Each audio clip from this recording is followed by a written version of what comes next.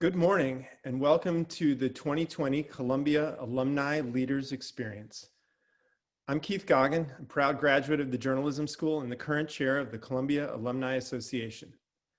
When I assumed the role of chair in July of 2019, our organization was entering its 14th year, and I think it's fair to say that things were really moving along.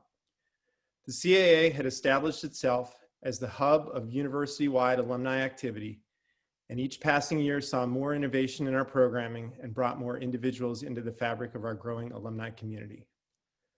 Just a year ago, at our annual Alumni Leaders Weekend, we crossed a noteworthy threshold as we welcomed 850 loyal Columbians to campus. Entering 2020, we had every reason to expect another year of record-breaking expansion in our programming and engagement. But this year had other plans for Columbia and for the world. There is no doubt that each and every one of us has experienced a sense of loss and a sense of despair as society has been forced to confront a multitude of society-changing challenges, some of which are driven by the coronavirus epidemic, but some of which have much deeper, longer-term roots. But although these past months have been difficult, I believe Columbia and its faculty, students, alumni, administrators, and staff have much to offer in the way of hope and leadership for today, tomorrow, and generations to come. With that in mind, here is what I believe will transpire over the next 5 weeks. As I mentioned just a moment ago, one of the inspiring hallmarks of our collective success has been the growth of the annual Columbia Alumni Leaders Weekend, with each year breaking records. And while I'm disappointed that we can't gather together in person this year, rather than dwell on what could have been, the CAA has seized the moment. Thanks to the hard work of our incredible Leaders Weekend co-chairs, who you are going to meet in a few minutes, what we have for you this year is a 5-week virtual experience featuring the innovative nature of Columbians with the CAA front and center. We are using this opportunity to broaden access to our traditional leadership lessons, to more thoroughly embrace the diversity of our global alumni community, and to further inspire all of us to work together more closely, even when we are forced to be apart. Before I turn today's program off to CAA President Donna McPhee, Columbia Alumni Leaders Experience co-chairs Kiara Reed and Jaleesa Bretan, and our university trustee panelists, Jonathan Lavine, Alelia Bundles, Mark Galogli, and Jonathan Rosand, I want to give you a sneak peek at a brand new initiative here at the CAA. Lee Bollinger, Bill Campbell, Richard Witten, Susan Fagan, and a small visionary group of trustees and loyal Columbians conceived the CAA less than 20 years ago. Over the past decade and change, one of the core tenets of this organization is the idea that by establishing a commitment to a concept we call university citizenship, we can all be better together. We started out by building bonds between alumni of all of Columbia's schools, and over the past few years, we've expanded that mandate significantly by including students into our community and our programming. As we all know, Columbia's students span 16 schools and hail from over 90 countries. This is an exceptional group of individuals, and the education and support they receive during their time here at Columbia will help them and all of us build a better, fairer, healthier, safer, and kinder world for the next generation and beyond. To ensure that students from every conceivable background have the access, opportunity, and support they need to enrich our community and serve our society, to advance the concept of university citizenship, and to build upon the excellence that is Columbia University, the CAA is proud to announce that we have established a CAA scholarship, which will provide financial and personal support to students from each and every school beginning next fall. In addition to the financial support, which will be provided through the income generated by the newly created CAA Scholarship Endowment Fund, the CAA Scholarship will include a program of community building and mentorship for all of its recipients. You'll be hearing more about this exciting initiative over the course of the next few months. I hope you will all join me in supporting this important effort, and I look forward to the opportunity to introduce you to the first class of CAA scholars next fall. In just a moment, I'm going to turn the program over to Donna McPhee, but before I conclude, I would be remiss if I did not acknowledge that this leaders experience is volunteer-driven. The CALE Steering Committee, under the exceptional leadership of CAA board members Kiara Reed and Jaleesa Bretan, has worked tirelessly and with amazing creativity to reimagine what was a 3-day in-person event into the 5-week virtual extravaganza we are about to embark upon together. To welcome you to the opening of the Columbia Alumni Leaders Experience, here is my fellow CAA board member and partner in crime, Donna McPhee.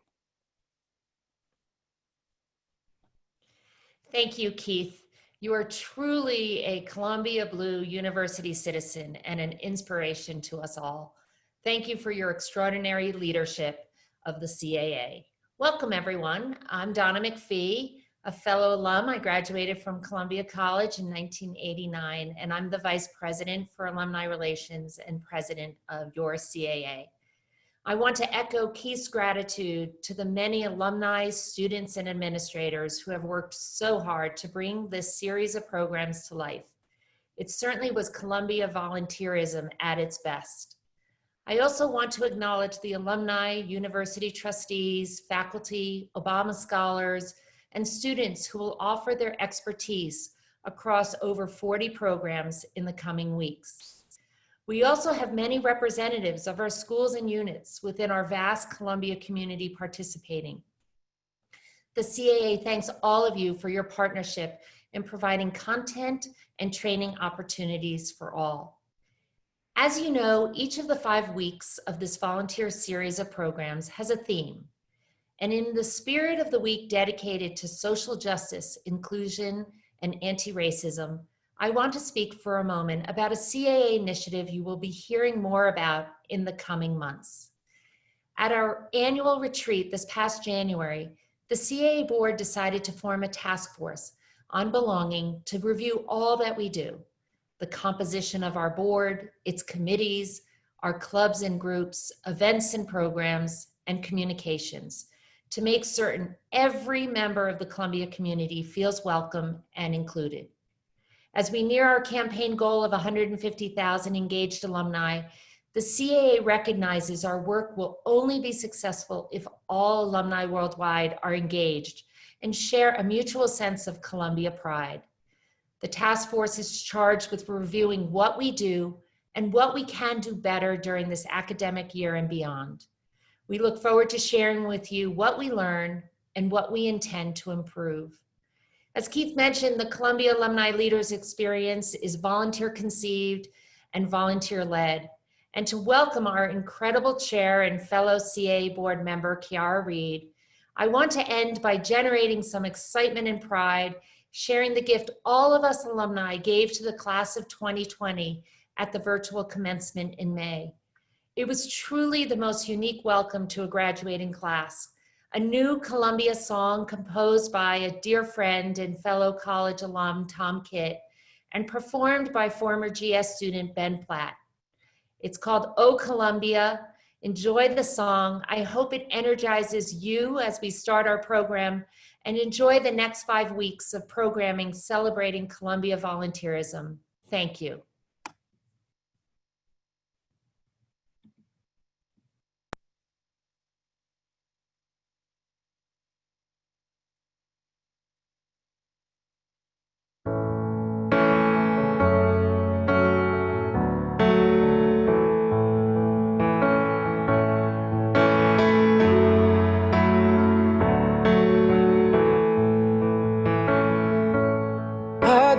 Anything to be by your side.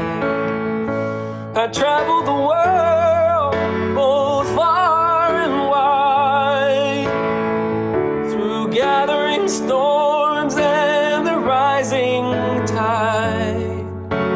Columbia, oh Columbia, and now the skies are the brightest blue, and voices echo down the avenue. It seems that everything reminds me of you, Columbia, oh Columbia. Stand up, stand tall. Don't let yourself give way. Tomorrow's still the future. Today is still today. From low steps to the campus door.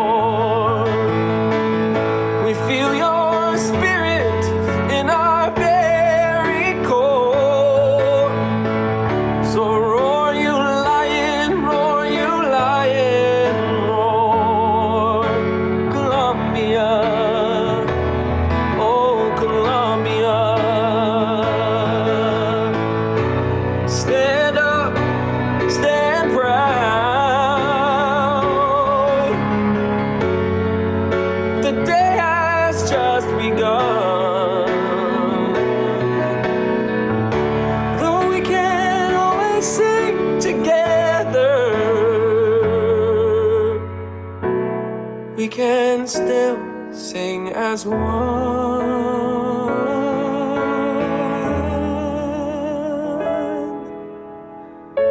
So raise a glass to our old Broadway,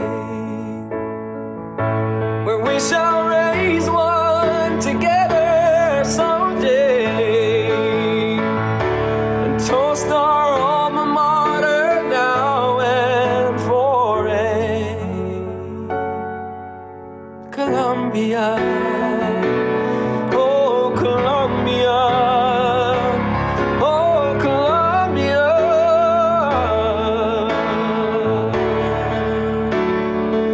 Now and forever.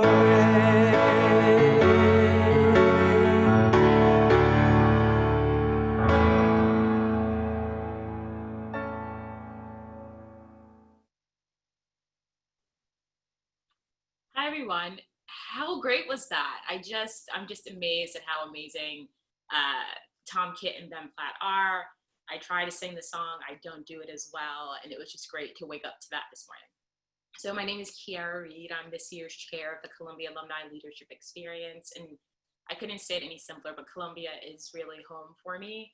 I attended the School of General Studies and graduated in 2011, and then I came back to Columbia to go to Columbia Business School and attend CEPA, the School of International and Public Affairs. And it's definitely shaped me to be the person and the leader that I am today. So I'm excited. I'm excited to bring you to this year's conference. It's different, it's special, it's innovative, it's virtual, and it speaks to the overachievement of Columbia that we brought this to you for this 5-week experience. So I've been volunteering for Columbia for a while. I think that it was always something that meant something. I enjoyed my time here. I learned so much here. I have amazing friends and a network here that cares about me, cares about my growth, and really, nurtured me into this person that I am today. And the best way to really honor that is to give back. I've been volunteering for, the business school, for CEPA, as well as the CAA. I would say it really kickstarted when I won the inaugural Bill Campbell Award in 2016. And ever since then, the CAA hasn't gotten rid of me. I'm currently a member of the CAA board, and I'm also a member of the task force on belonging that Donna had mentioned earlier. So before we kick this off and I send this over to the trustee panel, just a few things to keep in mind about CALE. So it's different, but that makes it special, right? This was a different year, but that only gave us more of an opportunity to make sure we brought to you a program that would get you excited and reinvigorated. I want to make sure that we just go over a few things to make your experience just a little bit easier. Okay, so first bit is, this is a dynamic program, right? We are gaining speakers left and right. We have amazing Columbia alumni that we love to feature. So things will change. We will have new programs added, new workshops added. So always check in on your registration. Always check in on, the Columbia Alumni Leadership Experience website and see if there's any new things that you'd like to enroll in or you have to make any adjustments. Secondly, we're proud to say that this is a completely virtual conference. And with that, we have created a CALE app that will help you change any of your registrations, look for additional resources, meet other Columbia alumni that will be in your sessions. To make sure you have the app, please go to your app store and download the Crowd Compass app. You can search CALE and immediately you will find our program and our registration link. So please look at the app. It's so handy. It allows you to kind of, be flexible with your timing. It allows you to always be up to date on anything that may have changed or may have added. And it's just a great way to also enjoy the experience. Also, within the app, as well as on the website, there are many links, calls to action, and even some shopping opportunities.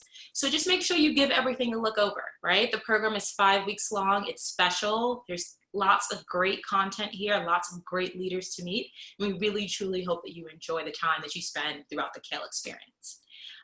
Lastly, I have to thank this amazing network and support system of Columbia to make this session special and to make the CALE experience truly a paramount piece of the Columbia experience. I want to join Keith and Donna in thanking the many alumni, trustees, students, administrators, and faculty who have helped shape this experience. Now it's my honor to introduce 4 of our most ardent and dedicated alumni volunteers. They are, of course, our university trustees. So please join me and giving a great good morning to the co-chair of the board, Jonathan Lavine, vice chairs Alila Bondol and Mark Gallagly, and lastly, trustee Jonathan Rosan. Thank you guys, and great to see you throughout the conference. Thanks so much, Sarah. It's just great to see how you and Keith and our CAA leadership have adapted and reimagined our annual Leaders Weekend. As you said, this is another example of Columbia overachievement. You've used these challenging times to create new opportunities and ways of bringing our community closer together. Necessity really is the mother of invention, and you have gone above and beyond. This new format with virtual events extending over multiple weeks allows the CAA to address leadership development as well as public issues from sustainability and social justice to journalism and democracy, where we can proudly say the university takes a true leadership role. I'm very glad to be here this morning with my fellow trustees, Jonathan Lavine, Jonathan Rosan, and Mark Gallagly. We just had our October trustees meeting last weekend, and I'm going to ask us to start off with our co-chair, Jonathan Lavine.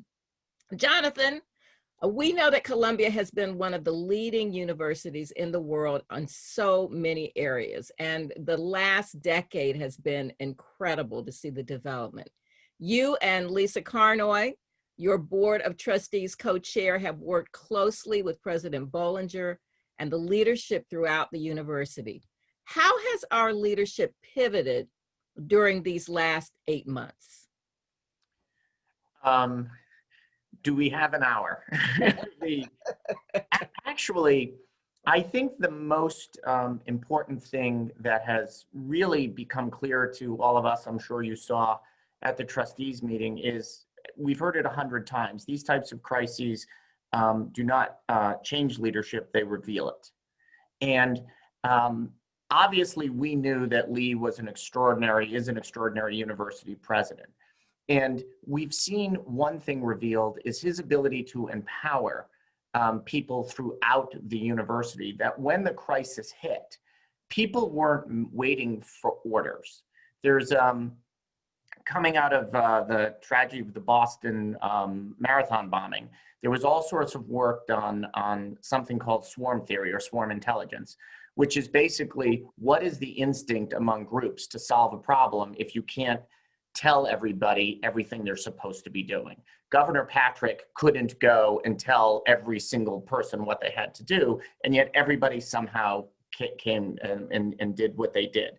So it was mission definition, right? We wanted to make early on, obviously, the safety of the students, the safety of the faculty, the safety of the neighborhoods, making sure everybody was safe. Then there was a whole series of decisions on could we reopen, how we would reopen, and what constituencies we could do there. Ultimately, because of New York regulations and a bunch of other things, we figured out that we could have a hybrid model for the graduate schools, but could not be in residence for the undergraduate. And while we had pivoted the entire university to online in 24 hours back in March, we had been spending the summer improving content, thinking of better ways of delivering education online, pivoting schedules, moving schedules back and forth, little things like that.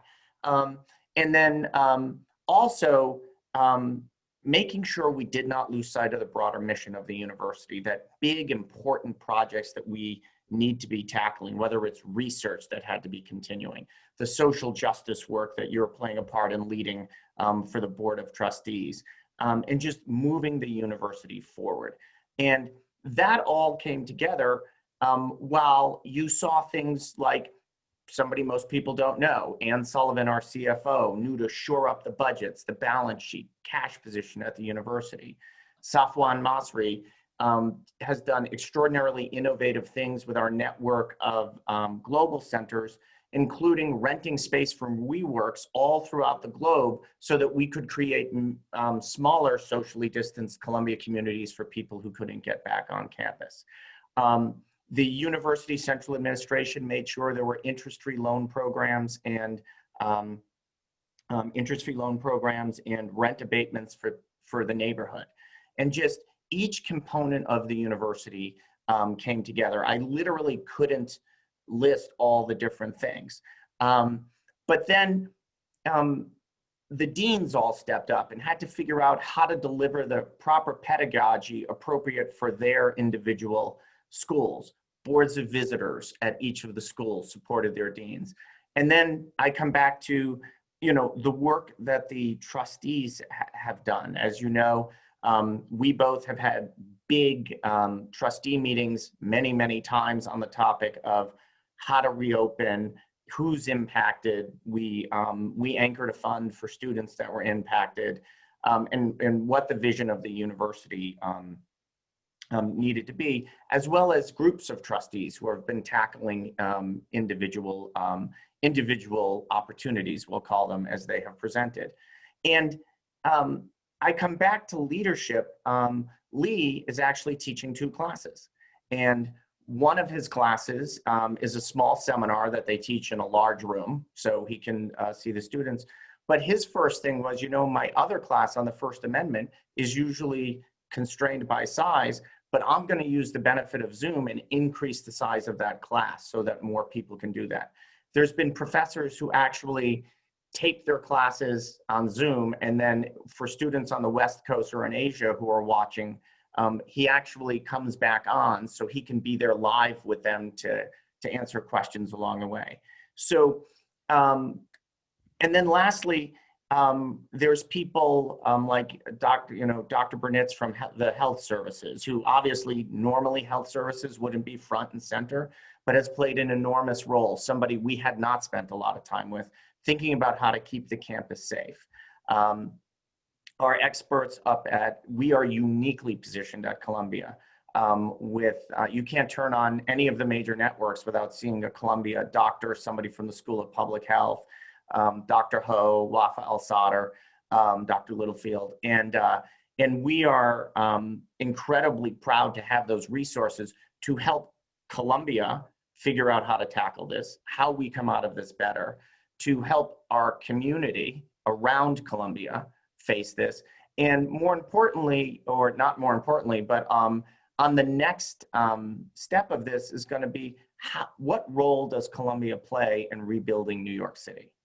We have the talent, we have the treasure, we have the will, and we know that we will play a role in making higher education rethink how it's delivered and who has access to it, and also what the city that is so important to Columbia University in the city of New York does and how it comes out of this.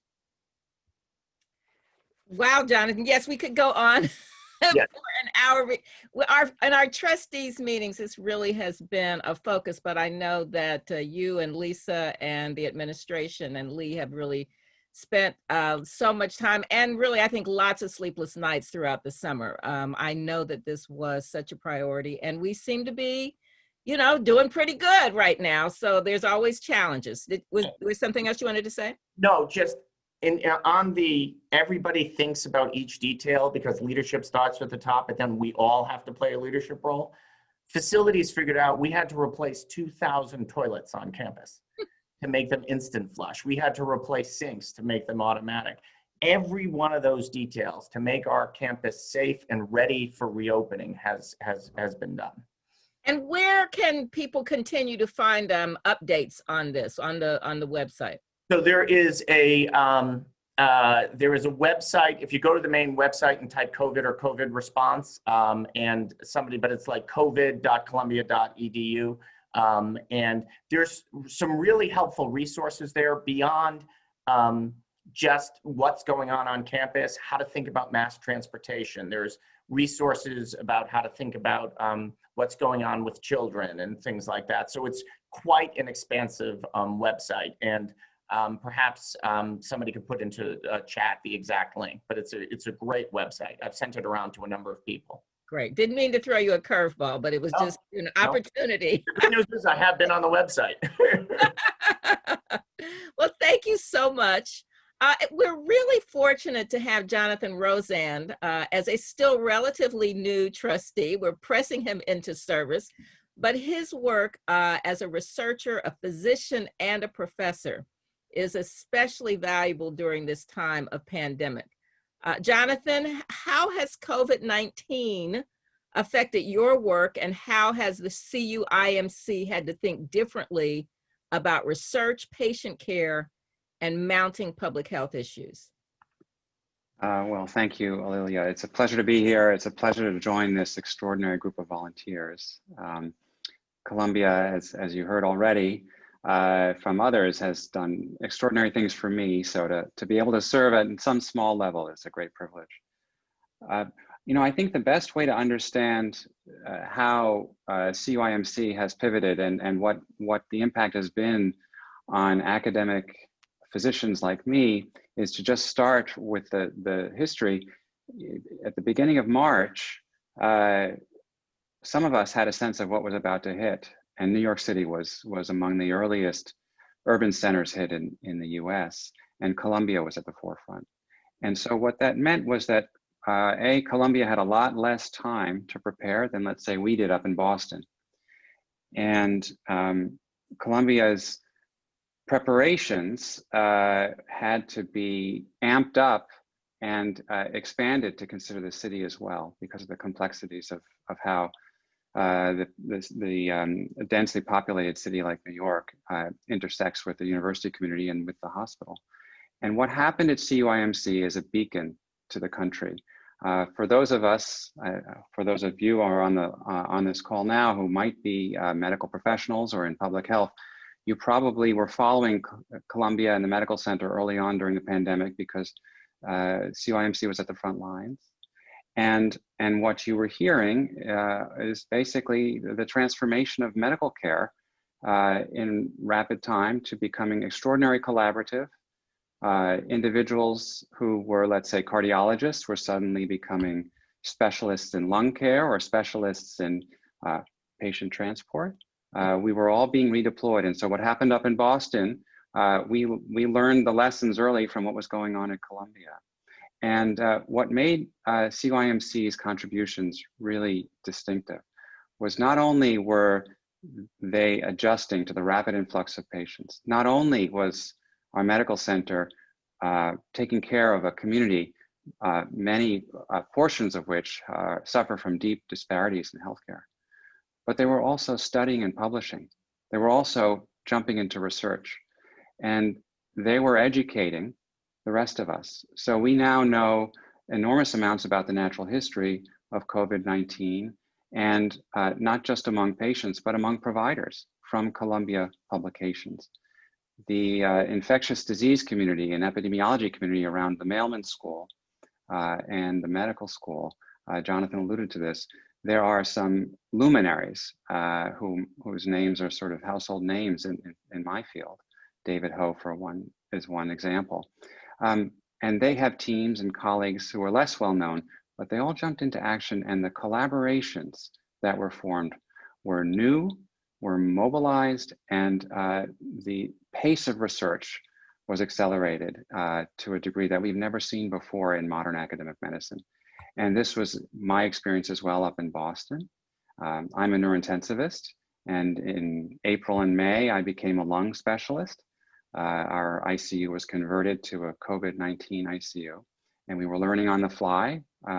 We did have some of the experience of places like Columbia and New York City to guide us, but we were finding that our own populations were responding differently. And that's been the story of COVID. Even today, we're learning there's a lot of variability to what COVID can do to us, depending on our individual backgrounds, genetic backgrounds, the populations we come from, where in the country we are. And Columbia's really led the way. So another aspect of the innovation of what went on at the medical center that I think is really important is the formation of new teams. And you're hearing now the pace of medical research that you're reading about in those medical publications like the Washington Post and the New York Times. They're outpacing the standard journals. And they're being, these discoveries are being produced at an incredibly rapid rate because of all of the innovations that were set in place by the leadership at the medical school. And our recently retired dean and executive vice president for health sciences, Lee Goldman, is an extraordinary leader, just in the vein that Jonathan described for Lee Bollinger. And I encourage you, there will be much written about what happened in the medical profession during this time. I encourage you to read and learn. And then I'll just comment a little bit about what we're learning about COVID and how Columbia is tackling that. So masks work. We've learned that in hospitals across the country. So while there may be great national debates about masks, for those of us who live across the world, frankly, but certainly across the country, if you go into a hospital, you'll find that in general, they look the same. Masked workers, not necessarily respecting the social distancing guidelines when they're masked because they can't to get their work done, but then going to redesign dining facilities where they're seated 6 feet apart, unmasked to eat. And hospital after hospital is finding that infection rates are very low in these contexts. So the hospitals have figured it out, and they figured it out thanks in part to places like Columbia that have published on their infection rates and been sharing data widely. So that's been another factor. The extraordinary extent of sharing data, embracing communities beyond the locales of our individual medical centers. And once again, Columbia led the way. So it's been a transformative process. We're all bracing for a second wave. I hate to say it, but it is reality. I'm pretty sure it'll look different from what that first wave looked like. The epidemiology of COVID is changing, and you can be sure that COIMC will be continuing to lead the way because one of the fruits of all of those initial investigations that were started was that there's been an influx of funding for projects in COVID-19 to the medical center. So you can follow the Columbia News for the latest developments, but it's really been extraordinary, not just a privilege for me to be a part of this, but also I'm learning from my own work, and I'm taking lessons from New York up to Boston. So thank you. Thank you so much. And you know, this just makes me think that next year this time for Leaders Weekend, we should hear what has happened during this past year. There will be a lot of lessons learned, and Columbia will be in the leadership. So thank you very much, Jonathan, for giving us all of that background. So Mark Galogli, you have been involved in the planning for the new climate school, among many, many other things. And I'm just wondering, how does the formation of the Columbia Climate School represent what's really a truly new model for addressing climate change, from not only the scientific perspective, but also taking into account social factors, economics, public health, communications, all the kinds of expertise needed to face a challenge of this scale and complexity, and which Columbia seems uniquely positioned to address? Thank you, Liliana. It's so much fun to be here. You know, one of the great things about being on the board is welcoming new members, and Jonathan, who just spoke a minute ago, is a great example of that. We lost Ken Ford, a terrific human being who was a longtime trustee and a physician, surgeon, and Jonathan joined us and brings a perspective that is indicative of the university. We have this great diversity in a small board, and they bring the kind of insight that is so essential to what we're doing. I want to thank the Columbia Alumni Leadership Team also. This is really cool to be able to do this. On climate, what are we doing at Columbia around climate? We're forming a climate school. It's the first in its nation, in this nation. It may be the first in the world. Why are we doing that? How do you go about doing something like that?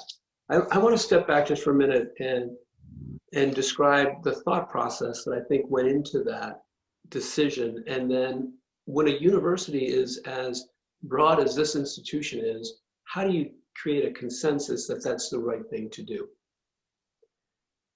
It's clear to us, given the amount of science that Columbia has around climate, that this is the great existential threat to all of us. It's not something that's going away. It's something that's going to be with us for decades. The university already has great assets around this. We have the Earth Institute, the Lamont Doherty Earth Observatory. We have pockets of excellence around battery research, for example, within the engineering school. Within SEPA, we have an energy center that's become a leader within its business. All told, across the entire university, we have 1,000 people working on climate change. We think we're the largest institution in the United States in terms of focus on this issue. Given that, you could argue, well, why do something? You already have 1,000 people. Why pull it together under one school?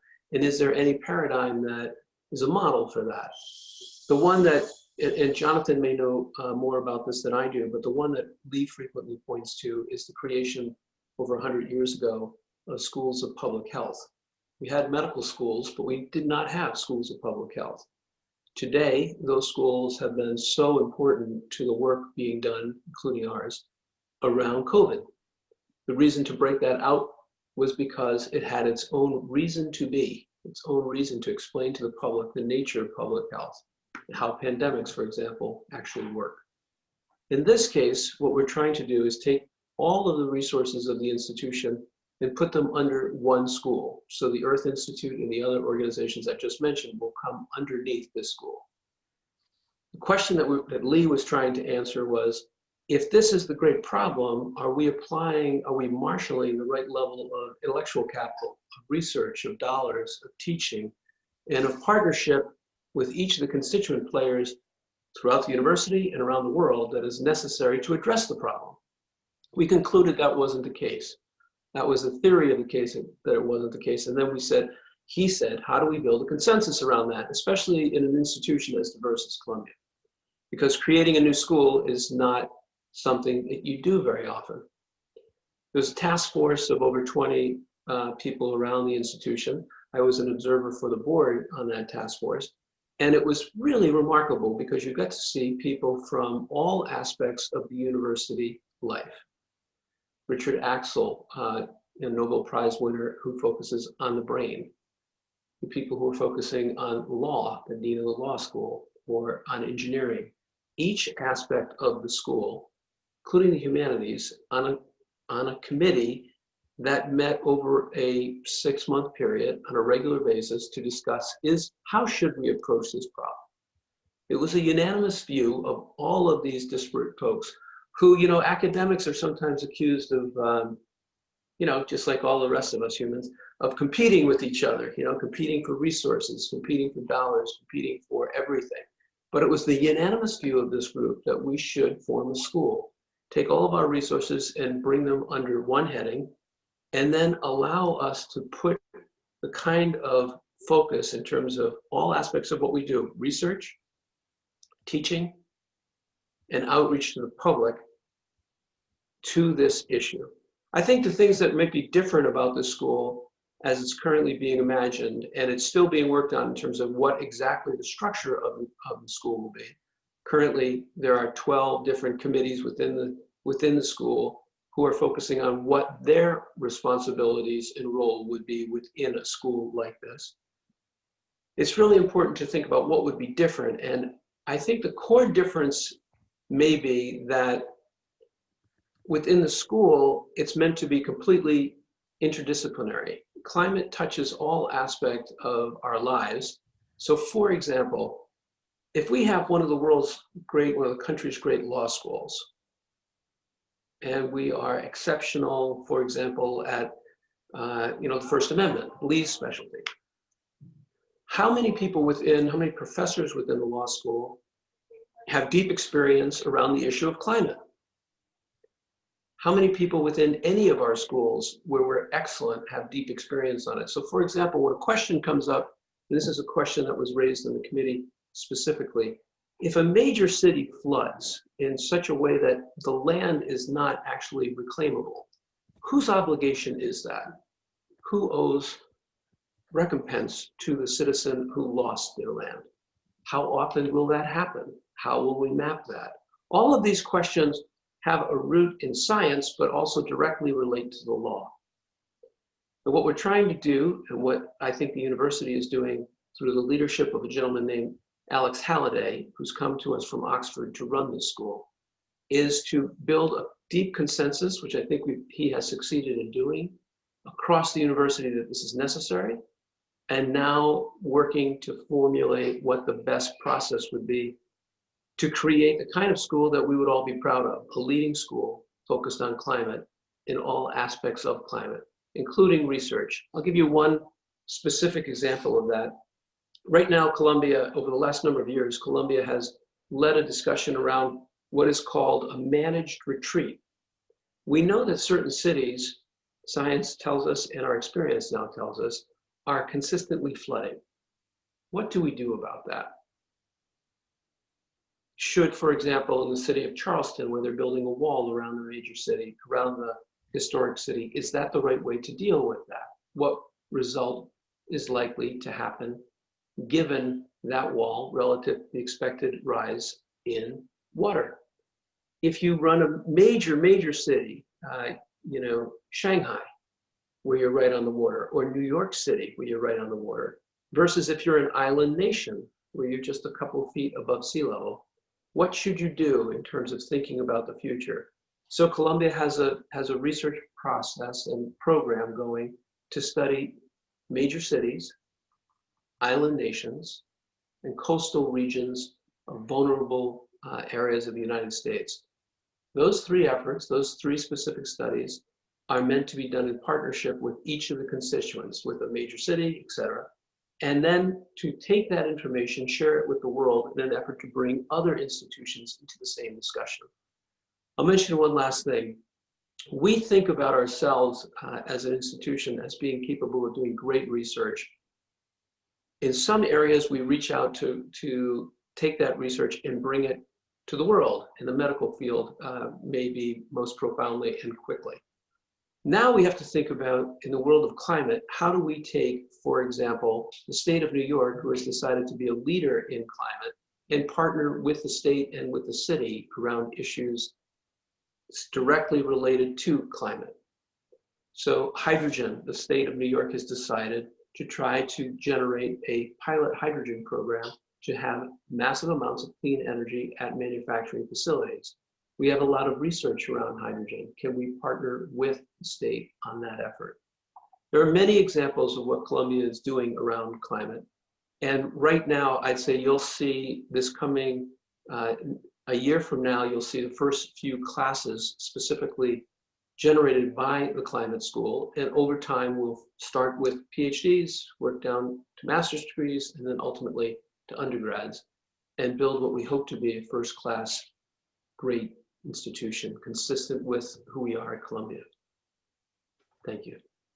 Thanks very much, Mark. And lots of information on our website. I just keep encouraging people, look at that website, Columbia News, and all of the things that are at columbia.edu across climate change, all of these issues that we've been talking about. Just keep educating yourselves because there's new information all the time. And as many of you know, President Bollinger has spoken out in very clear ways on the university position on Black Lives Matter, on systemic racism, a fair press, fair immigration policies, and equity in justice, healthcare, and economic mobility. He has expressed these positions throughout his tenure as Columbia's president, and even before, as we know about the lawsuits that he was involved in while he was in Michigan.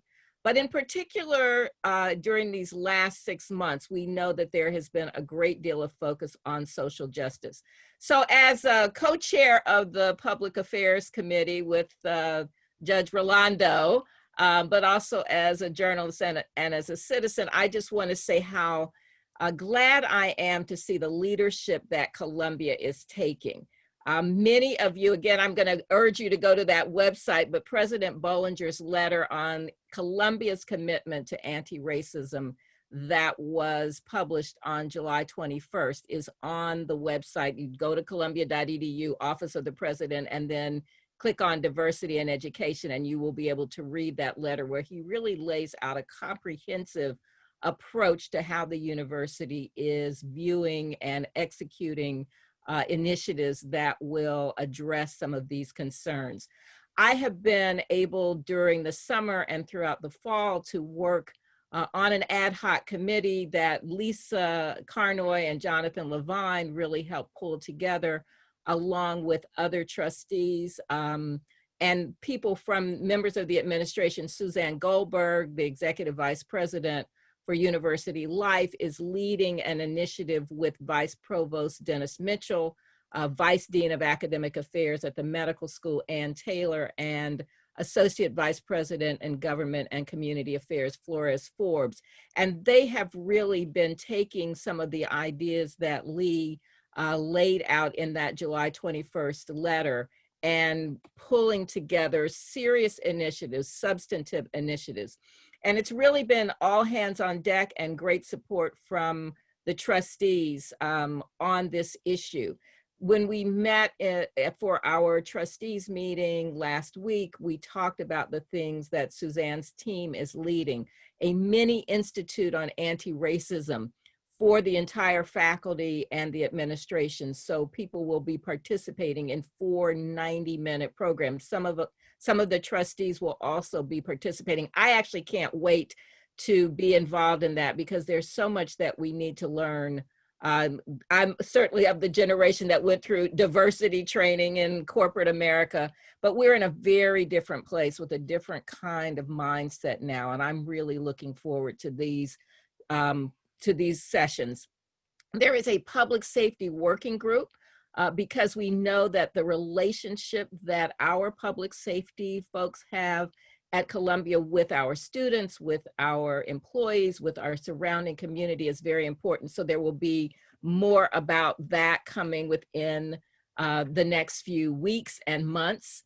There is continuing work on faculty diversity, recruitment, and retention. And really, these are just a few of the things that are being worked on. Many of you may have read about the renaming of Bard Hall, a dormitory at the medical school that was named in 1931 after Samuel Bard, and the controversy around that naming. So that is happening. And then there will be much more discussion throughout the university about other naming opportunities, with a group being led by interim provost Ira Katz Nelson, with the same care and intensity as the look at Columbia's legacy of slavery that was led by Eric Foner. So I'm really glad to be working on this. I know that many of you care deeply about this issue, and I want you to know that there is a lot of focus being put on this. So just as we're going to go and do one more round of questions from our trustees. So one of the themes of Columbia Alumni Leaders Experience is sustainability, leadership, and communities. As trustees and leaders at Columbia, we have all dedicated time, energy, and resources to sustaining our student community. I'm really excited by Keith Goggins' announcement of the CAA Scholarship Fund. But I would love for our trustees, before we go to general questions, to each take a minute to speak about what Columbia is as a university and we as individuals have been doing during these challenging times to provide additional support for our students and the other initiatives. Would each of you just take a few minutes or moments to reflect upon the qualities you believe effective leaders need to handle today's complexity in 1 or 2 sentences, since this is in fact our leadership moment with a larger group. Mark, why don't we start with you? We'll go in reverse order. You know, I think a core thing for me is around decisiveness, just making a real decision and acting on it. Very quick example. One of our trustees raised the possibility that Columbia would team up with St. John the Divine to provide meals this summer, utilizing Columbia's kitchen facilities. We had kitchen facilities, we had a need. How do we match the two? And in short order, this trustee really drove a decision around this, and we served 1,000 meals a day to the community locally using Columbia facilities and distributing them through St. John the Divine. That's my example. Thank you. Jonathan, Roseanne? My example would be, it's really important to understand what's going on in the front lines. And so many of us trustees have, despite the fact that we're not physically on campus for obvious reasons, have been able to meet with groups of students, faculty, to understand exactly what it is they're facing. You know, that quality decisiveness that Mark just mentioned, I think is really important at all levels. And what we're learning is that each member of the community in many ways has to become a leader on their own, because one classroom may be structured in such a way that it's amenable for certain types of teaching and certain types of groupings. And you may not learn about that until you're physically, as a faculty member, in that classroom doing a mixed class. And our students are so varied, and not only in terms of background, but in terms of content and in terms of access. And so if we don't understand all of these varied challenges and strengths, then we're not going to be in a position to be able to lead as trustees and university leaders, but also to empower our students and faculty to lead as well. Thank you. Jonathan Lavine? So I actually had a blackout and I just got back on for 2 seconds ago. So if you could tell me what the question was, I will be happy to respond. Well, just, you know, what are some real leadership qualities? And since this is Leadership Weekend and we have so many people who have given so much as leaders throughout our community, any advice? What makes an effective leader? Yes. You know, I think it starts actually first with the ability to listen and learn, particularly with so much change in the world, both problems that have not been addressed in the past and problems nobody could have possibly imagined. So the traditional just forge ahead and just, you know, start doing stuff. I think you need to do a lot of listening and learning. I think you need to have good focus. You can't bounce from thing to thing. You have to be able to trust and delegate. You know, every single person on this call is showing an important form of leadership because you're showing up. And showing up is a really big deal in times like this, because part of what all of us need to do in the Columbia context is make sure not only we keep the community going, the Columbia community, but that we come out of this stronger, better informed, and with a plan on what the future looks like. So I said one last question, but there is one just really quick question. Do each of you remember your first Columbia volunteer activity? Even if you can't remember exactly, maybe the most meaningful. Jonathan. So, two things. I volunteered in the admissions office on campus and was a student volunteer to host overnights for admitted students. And the last student I hosted was a guy who I actually became friendly with named Eric Garcetti, who actually went on to become mayor of LA. So you never know. And after I left Columbia, I was an interviewer and involved in my local alumni association. But as part of my engagement in volunteering as a student and after college, I became really friendly with a woman named Lisa Landau, who's now known as Lisa Carnoy. And Lisa and I, as co-chairs of the board, are not doing anything we haven't been doing since 1986. I think I met her in 1985. And that is one of the rewards of engaging and being a leader in the university. You will make, and it sounds trite, but you will make lifelong friends. Jonathan Roseanne lived diagonally across the hall from me freshman year of college. We weren't hugely friendly, but we knew each other.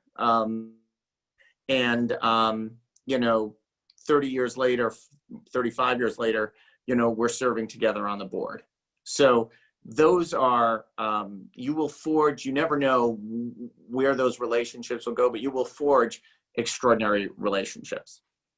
That was exactly the answer I was looking for. Jonathan, why don't you go? Jonathan R., why don't Yes. you go next? Well, like Jonathan L., and maybe I got the idea from him, who knows? My very first volunteering experience was with the admissions office, leading tours. I really enjoyed just meeting people from different parts of the country who were coming to see, often New York for the first time. I'm a native New Yorker. I took great pride in sharing my knowledge and love for the city and the campus. My second volunteer experience, I think is probably a more unique or unique.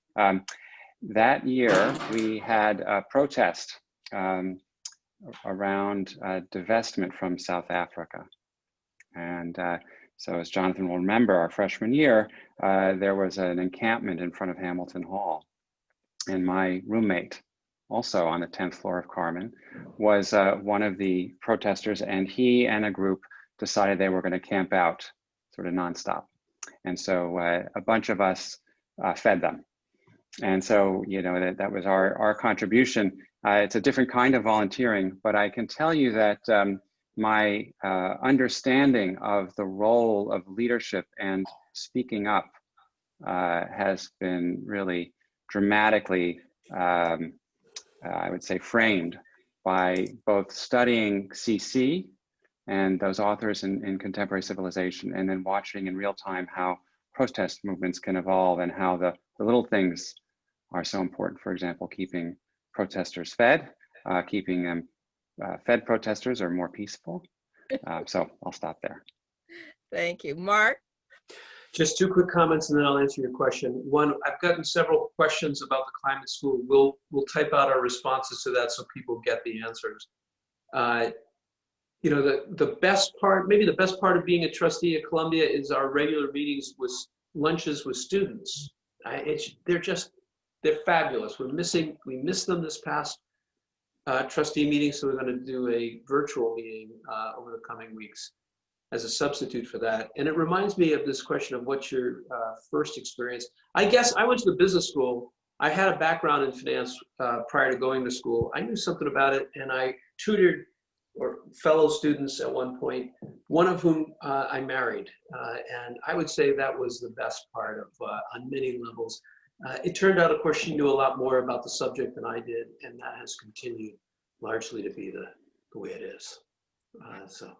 That's a great one, and I think there are a lot of Columbia Barnard and Columbia couples, so that's great. And you know, I wasn't because I went to the journalism school like you. My experience was different because I didn't go to the college, but I became involved with the journalism school, really sort of being on panels, and then I was involved in helping to redesign the alumni organization.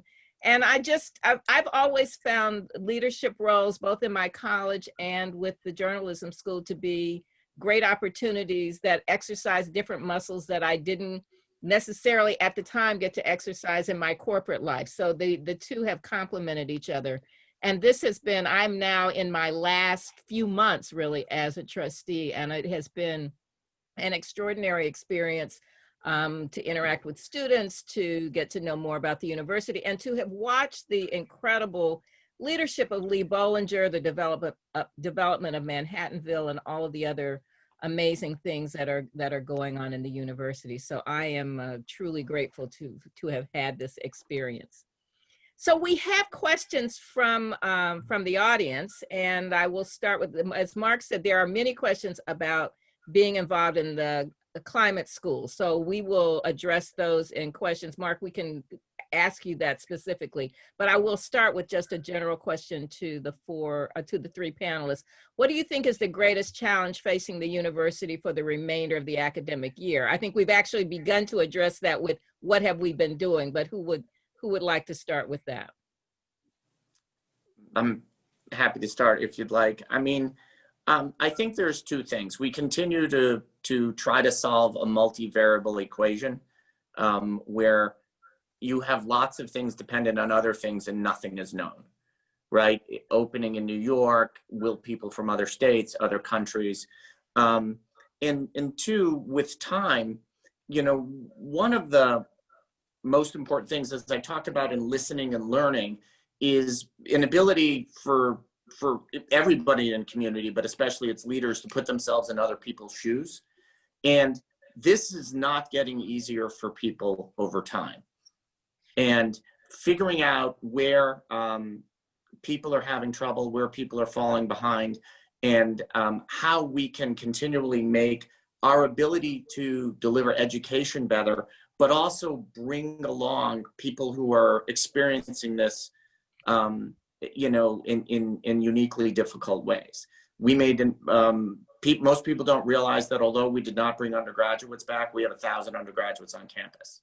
That's a combination of people who couldn't get home, people who need to be on campus because they don't have the resources at home to be able to do remote school, and people who partake in academic exercises that need some labs. It's so, I think as an institution, we are gonna more rapid or more frequent cycles have to reassess who we are and how we do what we do, hopefully in making ourselves better citizens of the community, and engaging, as Mark talked about, engaging with our students and our faculty, and understanding what lessons are going to come out of this. Mark or Jonathan R., any thoughts? Jonathan, go right ahead. I think that the richness of Columbia, what makes it distinctive amongst its peers, is the diversity, both of its faculty, staff, and students, and also the community in which it resides. And what has really impressed me as a trustee, as I've listened and watched and participated in the decisions that are being made at extraordinary pace, is how everybody is learning as they go. And the pace of new decisions is just too much, frankly. And I don't think this is going to let up. And so what we're looking at is a community that needs support, both financially, because for all the obvious reasons that the pandemic has had an impact on finances across the economy, but also burnout. Our leaders, all leaders at all levels, are being forced to act quickly on incomplete information, as Jonathan alluded to, and they're making decisions that have an impact on their colleagues, our students, our staff, and they have no choice but to make them, and they're doing an extraordinary job. But then they come back to work tomorrow and there's a new decision to be made, and a new one the next day. And every time we get an update as trustees, I'm impressed by how much work our community is doing to take care of one another and to improve itself. So I think that the biggest threat is that we're asking a lot of our leaders in our community to adapt on a daily basis. So we have to support them. Mark? I think there's a short-term challenge and a medium-term challenge. The short-term challenge is COVID, which Jonathan alluded to. Yet, if I had another word to choose around leadership, it would be, in addition to decisiveness, it would be listening. Right now, I think the university has made great decisions around COVID.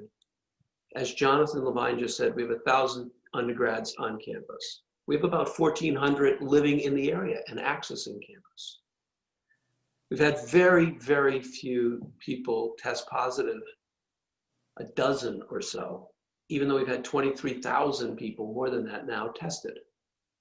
So we're doing a hell of a job. The university is doing a hell of a job. But we know, as Jonathan Rosen knows better than I do, that this can go up and down. Okay, so we need to be ever vigilant. Some of our schools, like the nursing school, are 80% back physically on campus. The business school, close to 50%. And some are much less, okay? So I think the institution is going to have the appropriate discussion, listening back and forth on what's the best next step to deal with the crisis. What's the best next step to deal with the crisis? What allows professors to be safe, students to be safe, the community to be safe, all living and operating in the context of New York City. So that's the short term. In the longer term, the medium term, the issue that Alelia spoke about earlier, if you're an undergraduate at Columbia, you have the ability to meet people from all over the world. You have ability to meet people of every ethnic and diverse origin, okay? What you don't need as much of is political diversity. And we need to figure out a way as an institution, just as this country needs to figure out a way to have conversation around politics that is productive, respectful, and works to move a country and, in our case, a community forward. So that, I think those are the two challenges, short-term and medium-term.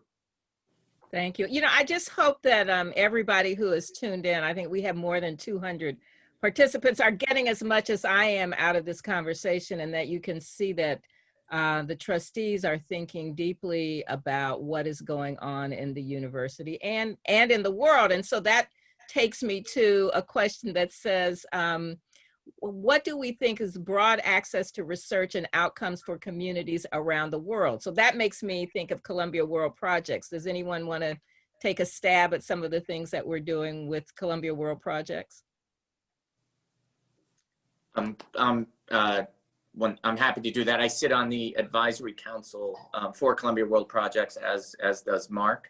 The basic premise is is twofold: taking what we do in academia and applying it to solve real world problems, and using as a metaphor is used, the way you solve a problem in the hospital is there are specialists of all kinds who come together to attack all aspects of the problem of the patient's health. So we at Columbia World Projects are trying to take the skills, the research on the university, combine disciplines to try to solve problems. And we are looking at things from working with a maternal health organization and trying to help it scale for inner city, starting in New York and Boston, to help get mothers the right prenatal care and postnatal post birth support.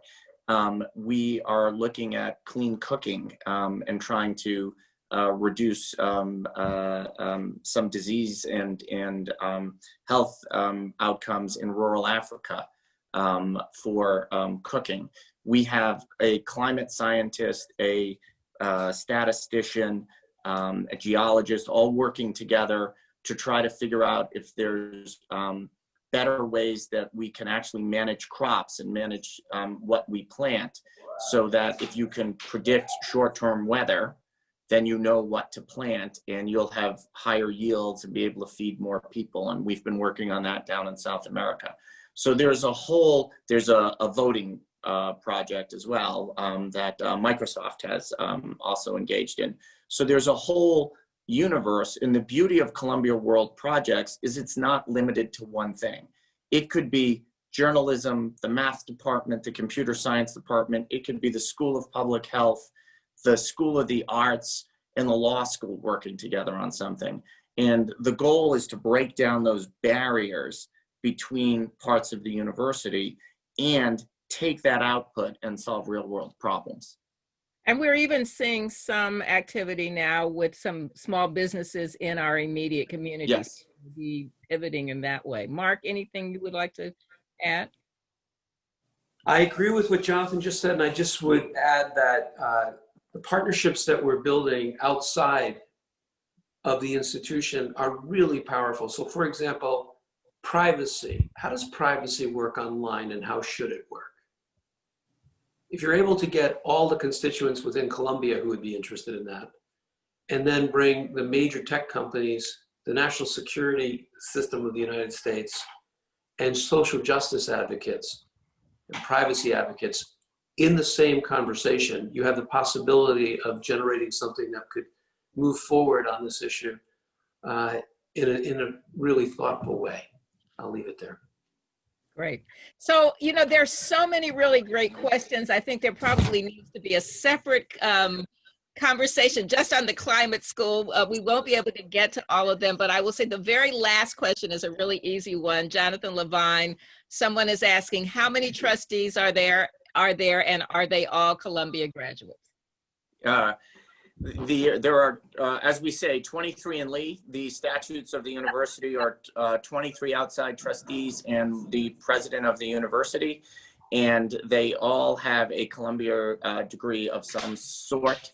It is not by mandate, but by tradition. We have always felt that with 16 schools and hundreds of thousands of alumni worldwide, that we can find an interesting, engaged, diverse, thoughtful community of trustees to help steward this amazing institution. And Teresa, you might want to say something about how intentional it is that we try to make sure that there are people from across the various schools. How that. Yep, Mark, do you want to comment on that? You see a great variety of, you can look on our website to see where everybody comes from, but they're from the undergraduate community, the graduate schools, and across the institution. Also trying to have geographic variety. So we have people from Asia, from the West Coast, as well as the East Coast in Europe. I'll make one other comment. There was a question about the endowment. I just want to touch on this real briefly. The question was, hey, our endowment hasn't done as well in recent years. What's up with that? That basically was the question. And this is a really important thing. The endowment just announced its numbers 5.5%. That puts us in not at the very top, but in a reasonable position. We have made a change in the endowment because Peter Holland retired after a number of years of good service, and we've hired Kim Liu, she is a remarkable professional in this area. We had a full search for this. We're very excited by this appointment. She ran Carnegie before this with great success. She's not a affiliated or a graduate of the university, but she is a native-born New Yorker, and we think a first-class leader and investor, to go back to the attributes of leadership. A number of us watched her present to the Columbia Business School recently, and yeah, she's just really first rate. So we're very excited about that. Over a decade, if you look at a decade period, the endowment has done exceptionally well. In the last several years, not as well. And we're determined to try to move that. Thank you very much, Mark. And this has just been, for me, a real educational process, and I just love being here with my fellow trustees. We are getting ready to turn it over, but I will just say I see a little note in the chat from Donna McPhee, who was reminding me that we are 366,000 alumni strong. So what an incredible community. We're reaching just a few of you. You are the leaders who are taking the message to a larger group of people. I look forward to participating in the next session, and I want to hand things over now to Jalissa.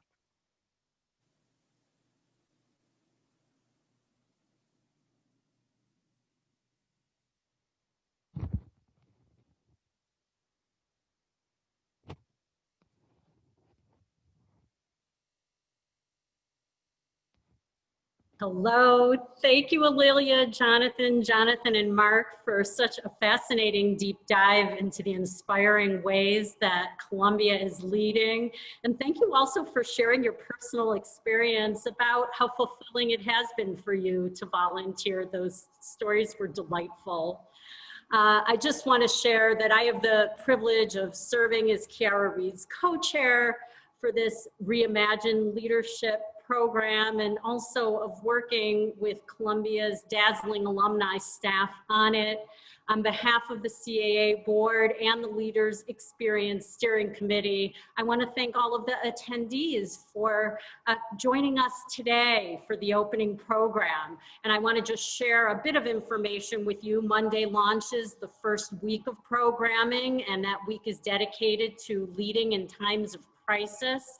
I want to acknowledge the Alumni Leadership Board, and she opened the door for their partnership with next week's programming. Please do check the app or the landing page for a list of programs and other information. And if this morning has inspired you to volunteer, please visit Volunteer Columbia. And as I leave the virtual stage, I also want to ask you to visit the resource link on the app if you want to find some more resources about the initiatives that our trustees discussed this morning. So again, thank you so much for joining us, and we do look forward to seeing you many more times over the next 5 weeks. Thank you.